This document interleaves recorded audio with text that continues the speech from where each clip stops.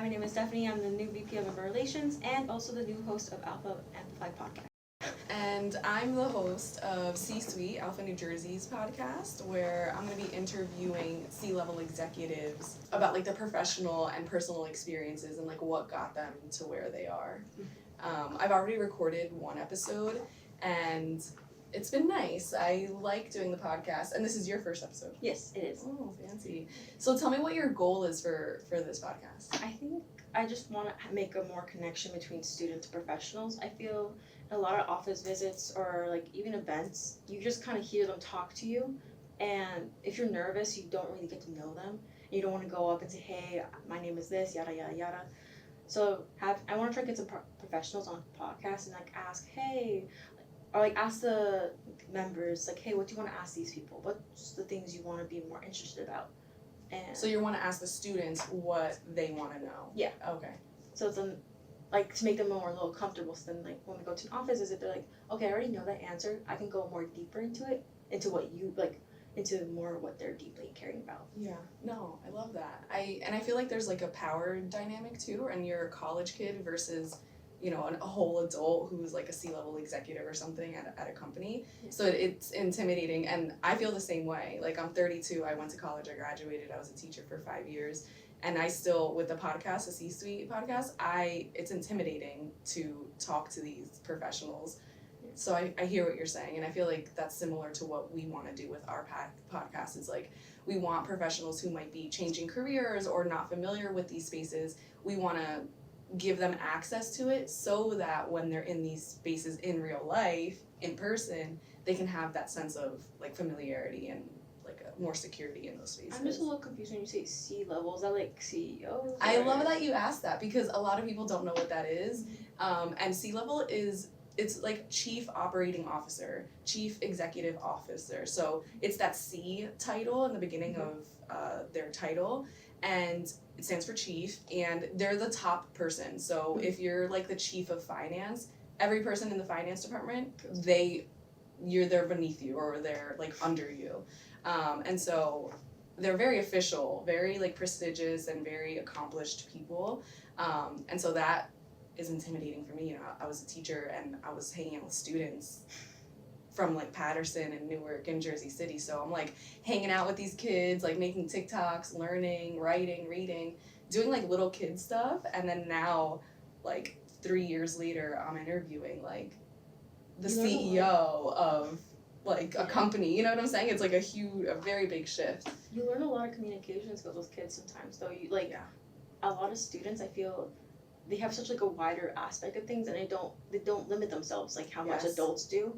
Yes. So adults are just so scared to looking professional, looking good, and like knowing those like kind of little factors. Like, I know you're trying to limit yourself because you want to look good in front of the camera. Yeah, no, for sure. And I feel like kids, they want more information and they want to know everything, and I think adults want to know too. And like that's why we're doing this podcast, right? Like we do want to know, and so I kind of take the way that I would talk to kids and kind of talk to adults in that similar way, because people want to know whether they're chismosos or they're like they don't know, and they want to learn something. Like everyone wants to learn a little bit, so I definitely talk to adults the way that I speak to students, because we're all kind of kids inside. Yeah.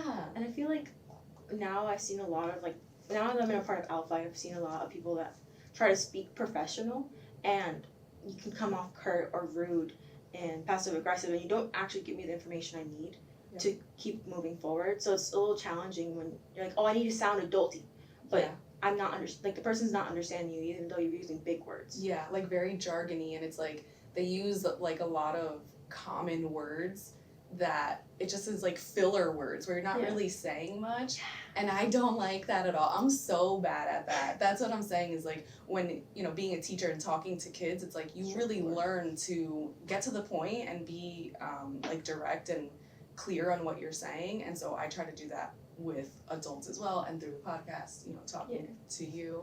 And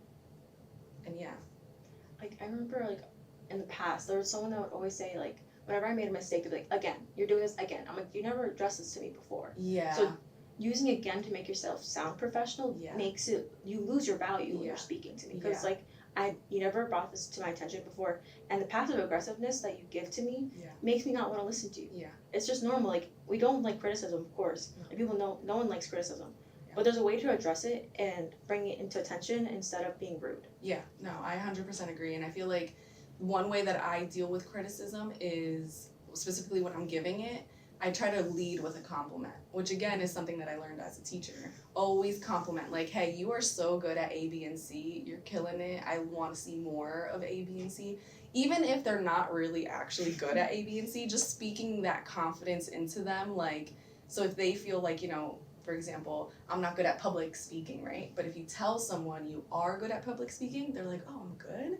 And that confidence kind of comes in and they become better, right? And then after you build them up a little bit, make them feel a little bit better, that's when you're like, well, X, Y, and Z are some areas that you can improve in. And so they'll be more open to it, I feel, if you start the conversation good and they, you know, are feeling really confident in this thing. And then you can be like, but also you could do a little bit better here. And I think a lot of people lack that. And it's like discouraging and it creates like a negative interaction, and you never want that in any aspect, right? In your personal life, in your professional life, you don't want to have negative interactions ever. So that's how. And it makes you like feel like the person's only seeing you in like a negative view instead of like seeing all the positive things you do. Because it's like whenever you do one negative thing, all the good things fall behind. Like you do one small thing, and all the bigger things that are good kind of just go into the background.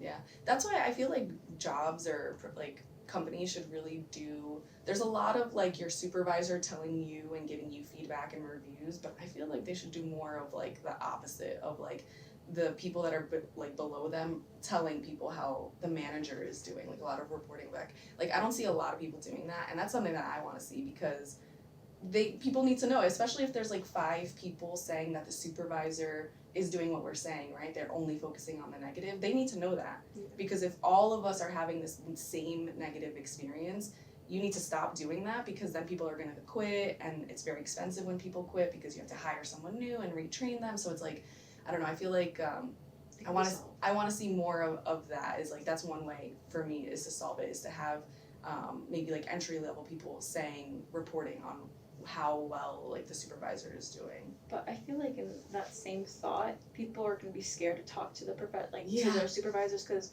they're the ones that kind of give them their job. So if you tell them like you're wrong, some people get really aggressive and like then start being rude to you and like start taking like all those like random like little like ego boosts. What a terrible dynamic, right?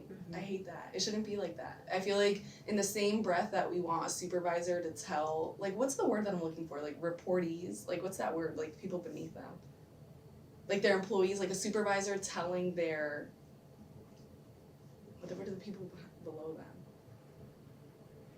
Staff? Support? Yeah, like support staff. Like, just like we want the supervisors. Word, I don't know. Yeah, I'm missing it. We're gonna watch it and be like, damn, that's weird. Like pop it into the corner, like this is what we meant. Yeah, that's funny. But no, like just like we want a supervisor to be able to tell the staff, their staff members, feedback and constructive criticism, like we should have that same expectation of them. Like when we're giving you constructive criticism, like you should be able to take it as well. But at that point, you should be like, because you already received such criticism when you were a subordinate. Like like you know how that feels, so you would approach it a different way as well. But I guess people are just really interesting, and like when you get like higher positions, sometimes people kind of get an ego, like, oh my goodness, I'm better than you because I got to this position. And I feel like that ruins a lot of leadership as well. Sure. And I feel like you need to be like in management. If you're thinking this way and you're thinking about me, like if eventually in your life, like you know, 5-10 years, whatever. But like if you're thinking of these things now, then when you're, you know, let's say 30 years old and you're leading a team, you're gonna have these things in mind and you're gonna make that work experience really positive for them. So that's why I do a lot of these things, just cause like they're out of my comfort zone entirely. Like this podcast is out of my comfort zone. I'm the type of person that runs away from the camera. Like, oh yeah, let's go group photo. No, I'm good. I need to go to the bathroom real quick. But why do you think that is? Why do you think you do that? I just think I look like. You think you look? Oh, okay. We're gonna get into it. Yeah, I'm not the happiest with my appearance. That's why I'm going to the gym a lot more frequently. Nice. Taking like, in high school, I did not care. I was like, whatever. My hair was messy. I didn't care about my skincare. But you're also a child. Yeah. So like, what your decision making skills were not the best. Yeah, I was like kind of like whatever. Like life is like who are these people to care about their opinions? Like I try to keep that mentality. I'm like the people around me, like I'm not gonna see them again. I'm gonna see them for like maybe 4 years and then I'm gonna move on. Yeah.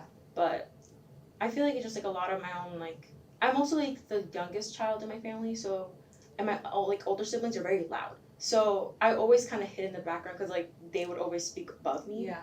So it's like okay, let me be passive and just like be here. Yeah. But no, I hear you. I used to be really similar, but again, we have a big age gap, right? Like how old are you? I'm 19. Yeah, exactly. I'm 32, so 13 years difference. But in the past like 2-3 years, specifically coming into my 30s, I started looking at my appearance as something for me. Mm-hmm. Like I don't care if I'm never gonna see you again. I don't care if you think I look good. I don't care if you think I look bad. Like I do this for me. And I used to not do that. Like my senior year of high school, I wore sweatpants or pajamas to school every single day because I'm like, I don't care about any of you people here. Like literally don't care. But then now, like if I go to ShopRite, I'm dressing nicely because I want to feel good. Like I want to step out of my car and I want to feel good. It's not about who sees me. Even if I see 0 people, it's like I try to focus more on me, not other people. And I also do that with like my everyday life decisions as well, not just like my hair, my makeup, like working out. Like I really try to censor myself. Yeah, that's what I'm trying to do. Yeah. I think I've always really cared about everyone else's opinion and everyone else in my world, and I think just now I need to worry about like my wants and what my needs are. Cause my mom would always say go to the gym, but I didn't care. Like it's like in the easiest way, just like I just didn't care. My like I knew I needed to do it, but I was not my own motivator at the time. I was like.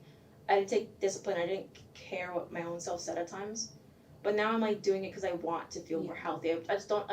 The losing weight, of course, is like a good side effect of it, but it's mainly just for myself to be happy whenever I leave the gym and like just say, okay, I did something for myself and I'm proud of that type of thing. Yeah, I don't know. You follow me on Instagram? Yeah. Oh, okay.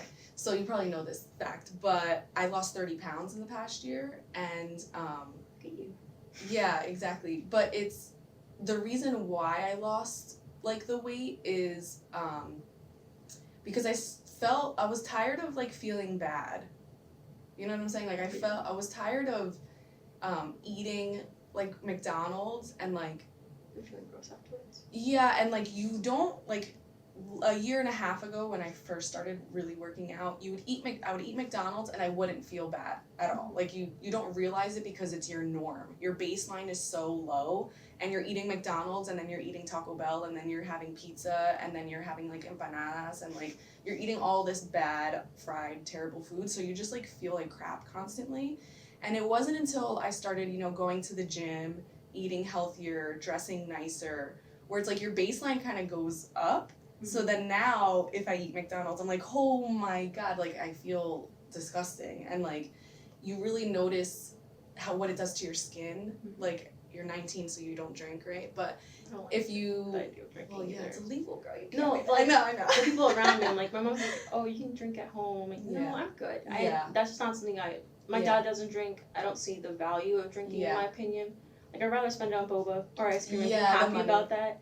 Like, the money, the calories, and also your skin. Like if I have like 1 or 2 drinks and when I wake up the next day, I visibly look several years older. Like my skin and my eyes and like my foreheads, because I'm not face shaming myself, but like I have a little bit of wrinkles because I'm older, and it's like aging. It's just aging, normal life, right? But if I drink alcohol the next day, my wrinkles, like they're more pronounced. And it's like just being healthier, like you just feel better. And so once you start to feel better, like after like 3-4 months, it's like I'm never going back to that again. Like I can't. Like even last week you saw my friend was in town. We had pizza. We went out to like Barcode in Elizabeth, and it's like never. I just don't want to do that anymore because I want to sleep well. I want to feel good.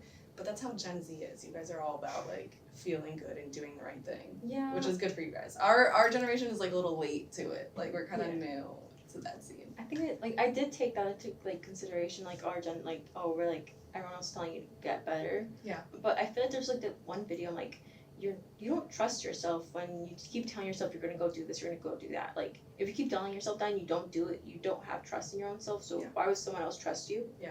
And there's like another one, like you need to be your own disciplinary. Like you have to say when you do something, you have to do it. Yeah.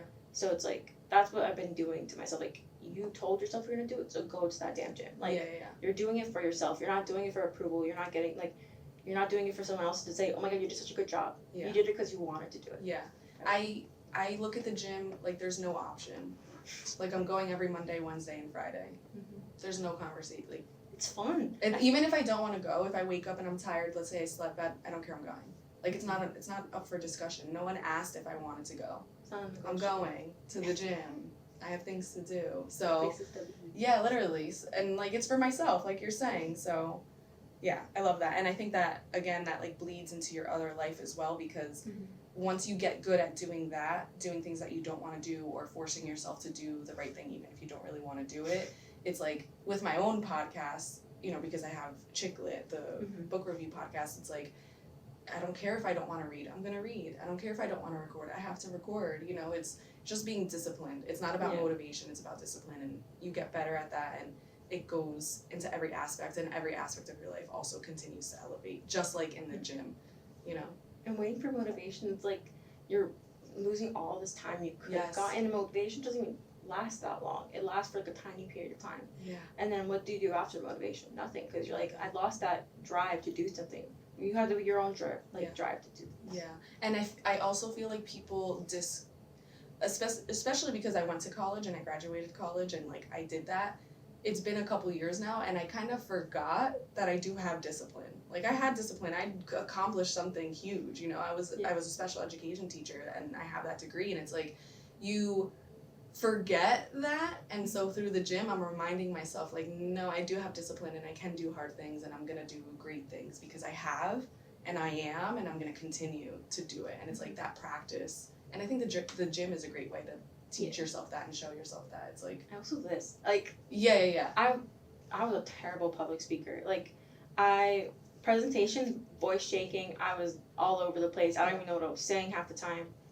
But which is normal. Yeah. That's not you. Like everyone goes through that. It's just like when I was a teacher I taught I taught everything 2nd grade to 8th grade, but specifically with my 4th graders I would have them do presentations every single semester. Sorry. Yeah, and they hated it, and they were so bad at it. And like I would tell them, I'm like, yeah, you were just bad. Do you remember like the one that just went before you? He was also trash. So it's like not you, and you guys are like 11. So it's like next year when you go into your next class and you do it, you're gonna be better. And the next year and the next year. So it's like, to your point, like you're saying that you were trash. Like it's not just you. So like.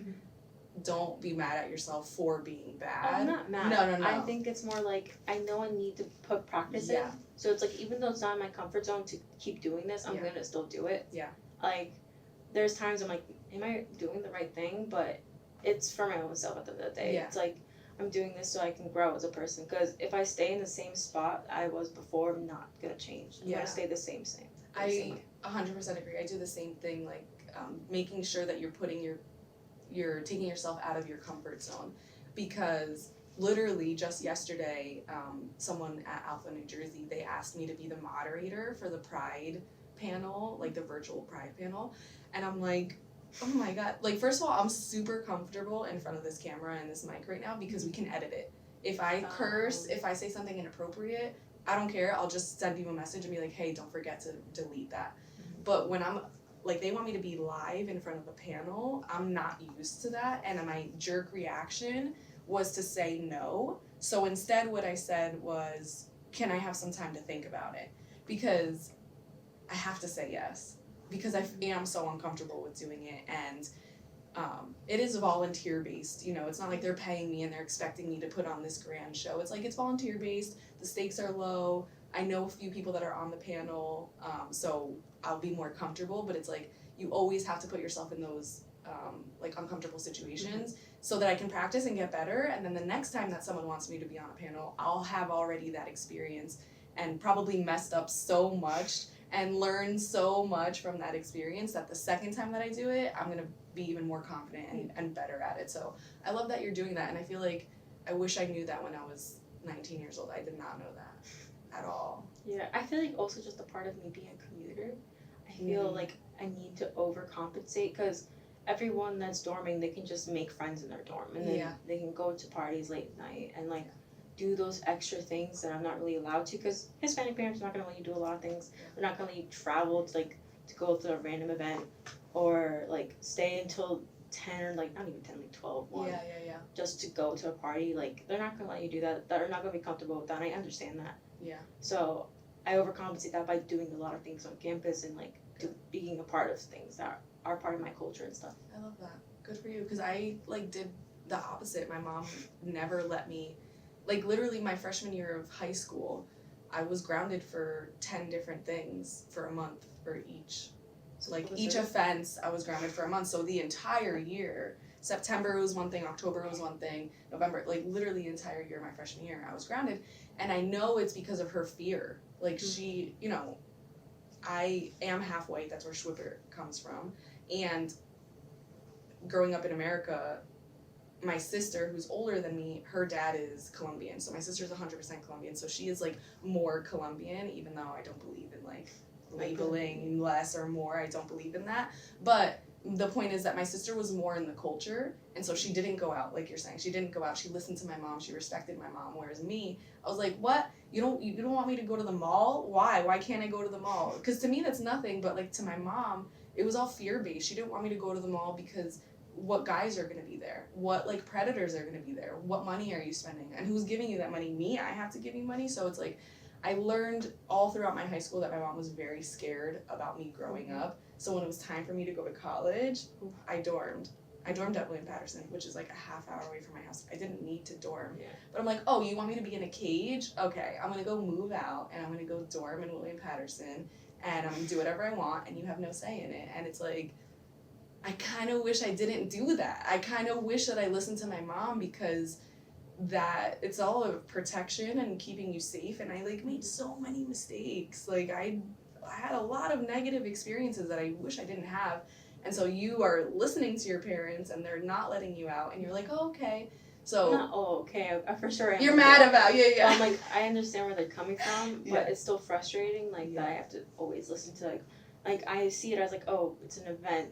It's to make connections. It's also just to be a volunteer and all like those things. Like there were some events for ALPFA that I had to go. They get to go to like the beach and stuff. I'm like, oh, my friends like, no, like it's raining. You can't go do this. You can't drive. You only been having your license for a year. But people that had their license for a month are already going. Like it's like it's always like different with parents, I guess. I feel like we're on opposite sides of the spectrum and at that point. Because I was like, you don't want me to go?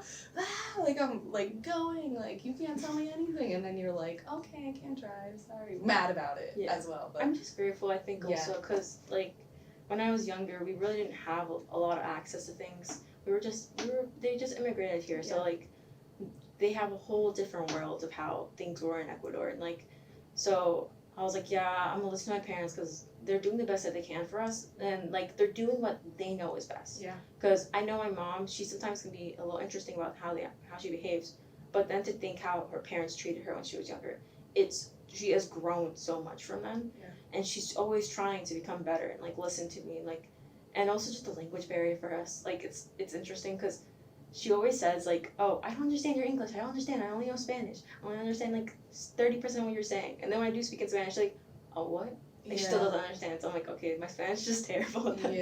Well, I practiced, do you take Spanish classes at school? I took it in high school until like Spanish 4. I didn't take it that seriously though. Like, I understand Spanish. I can generally speak, Generally speak. But like there's sometimes words I don't know how to say, or grammar always is fun. Writing I can't really do. But I majored in it in college for that reason. Because like again I understood it, and What are my twins doing, I think? Like I would speak it and my mom would be like, just tell me in English. And my aunts too, my aunts don't speak any English at all. So they would speak to me in Spanish, I would respond in English, and it was like I felt bad. So I majored in it in college. First of all, it looks good on resume, and also you'll be better at it. And if you speak it professionally, that also like opens doors. And once I was graduated and I was a teacher, then I was translating for all my students' parents.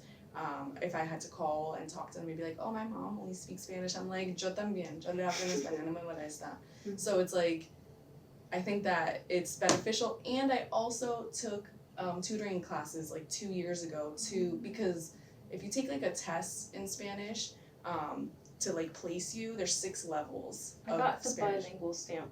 Like, Which level is it? There's I like don't know. A1, A2, I think B1, it was- B2. I just passed. That's all I know. I passed Oh, the okay. exam in high school. I'm like, oh, I Yeah. got a bilingual. I guess. But that's different. Yeah. The high school one is different. Yeah.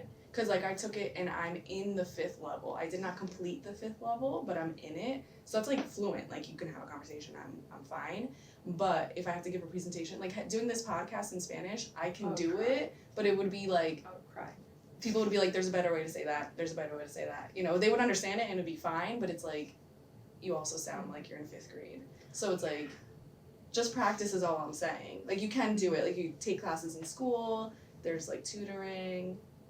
And like don't let the shame or like the you know, feeling like, oh, I sound stupid, like don't let that stop you. Everyone sounds stupid. Everyone's stupid. Everyone's learning. No one knows anything. I found it funny. Like I was in Ecuador once, and my little cousin. I was talking to my little cousin. He's like, "You talk like a kid. Like I was como niña." I'm like, "Oh, thanks. I know my Spanish is not great, but at least I know 2 languages." Yeah, exactly. Like you. Yeah. Like just like we say that to people here in America, like Mhm. that people who speak Spanish, like speak English with an accent. It's like, oh, they know 2 languages. Like same girl. Like I'll write a mean essay in English. Like what do you like? It's fine. But yeah, don't let that stop you. Mhm. You're. I'll for sure explore. Because I think I need to take an extra year anyways because of my double major. Mm. So it's like okay, whatever at that point. Take advantage that you have the classes, and it will help. Mm-hmm. I took one semester. I took 4 400 level Spanish classes.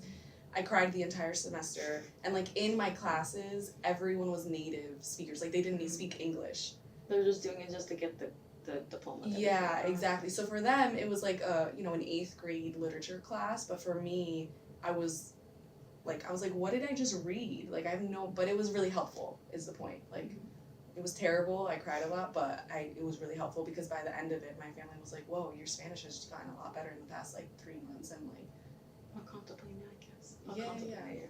My mom was like suggesting the idea that I go over there for like a month, but that's really scary. Just to go over there and just like. Do you have family there? Yeah, I do have family there. Just do it. Because when are you gonna do it? If not now, when? Just do it. Well, I'll think about it because now they want to go on a trip, so we'll see how that goes, like the timing. You could go with them instead. I think we're going to Colombia, so if anything. What are you going for? Where? For my dad's birthday, we're going July 1st-ish. Really? Like in a couple weeks? Yeah. Wow. Where are you going to Colombia? I don't know. I kind of just Punta Cana. That's not. Yeah. That's not. I don't know. Colombia. Maybe I don't listen like because I'm just going. I'm taking summer classes right now, so I'm like, oh, okay, I guess we're going there. Okay, cool, and then just go do my homework. Cause Santa Marta. No, it's something with a C. For sure, something with Cartagena. Probably, yeah, that. Oh, okay. But yeah. Cartagena is beautiful. I'll send you some. You gotta. Well, I'll just tell you this is a podcast. You gotta go to Cafe Mar, which is like there's a muro. How do you say it? What's a muro? Like a wall, a bridged wall. A mural? No, muro. I don't know. It's like a bridged wall, and there's a restaurant on top of it. Oh, And so on one side you see old Cartagena, where it's like very beautiful old buildings, like beautiful, and then the ocean, and then on the other side it's New Cartagena, which kind of looks like Miami, where it's like a city and like beach city, so it's like really pretty. And they play lounge music, but that's my favorite place in Cartagena, so you have to go there. What is the future of your podcast? What's it called? ALPFA Amplified podcast. Okay, so what is your what do you think ALPFA Amplified podcast is gonna look like in 6 months? I really want to try to bring other Rutgers business clubs to talk about like what's their goals as well, and like also just bring like attention to them as well, because I feel like every club on campus is all just to make students more interested about things. I really want to bring the real estate one because that's so important. I have an older sister that does real estate. I might want to bring her too because like she's a powerhouse. She's for sure like she's hard, like head driven. I think that's the word. I don't know, like very like driven. Very She's, driven, yeah. She when she got that job, she was jumping around. She like had so many clients already going and getting money, and like it really depends on her drive. And I feel like bringing those type of influences to make people be interested about things, and also just bringing like real estate in general, just because there's so many side things people can do, and they don't know about real estate. They don't know. People only don't know what real estate is. they'll hear and like, oh, that's cool. But real estate is just an important thing in life. So I feel like we all have to live somewhere. Yeah. So I feel like making students more aware that this is a possibility that they can like achieve if they don't really like business, but they can like do it as a side job or have it as like something to fall back on as well. I love that. Also, just bringing professionals to talk, and like how I said before, like to talk about like their business world, and also just to make people more comfortable with, oh, I've seen that professional before. I can come up and say, hey, I saw your podcast. I was really interested about what you said about A, B, and C. So can we talk about it a little bit more? Because I was a little confused on this part. Or like, yeah. Well, I love that. Good. Mm-hmm. I hope that for my podcast, for C-Suite, I hope that. Damn, what do I hope? I'm looking for like C-level executives that are like super impactful. Like if you like an owner of a business and your like business is doing well, I love that, good for you. But I'm really hoping that the next guests are really impactful in the Latino community and showing us and empowering our community. I feel like when we were talking about professionalism and we were talking about like being in the workplace, I feel like sometimes it can be about assimilating and fitting in and changing ourselves to be in those settings.